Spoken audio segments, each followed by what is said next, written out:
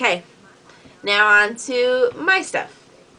So, this Monday, I didn't go to work because I was sick. I went to the doctor. You know, all day Sunday, I couldn't even swallow. My ears hurt when I swallow. Right here was hurting when I swallowed.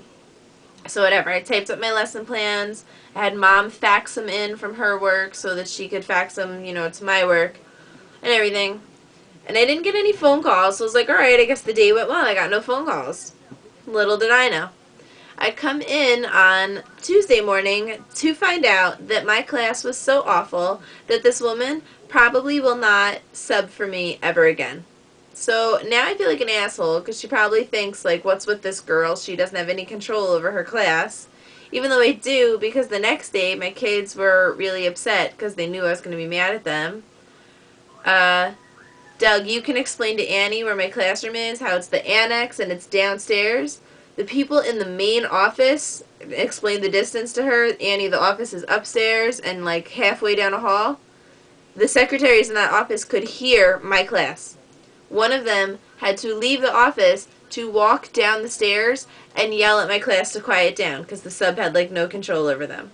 Turns out she was too nice. But that's no excuse. Because someone's nice to you does not mean that you are a bunch of rowdy animals.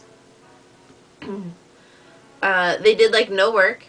I came in. They were supposed to have written a sentence and illustrated it on this piece of paper. Some of them just had their names on it. And because I'm sarcastic and I can't help it, I would hold up the paper like in their face and go, "What is this? Why do you have nothing here?" And then they would just stare at me. And I'd be like, "No, I'm actually asking you. Why do you have nothing written here?" So they knew I was a little upset with them. I did find out, though, that at one point during the day, they got loud because they were chanting, "We want Miss Peters back," which is kind of cute that they like me and they want me back. But still, I mean, oh my god, I'm so sorry.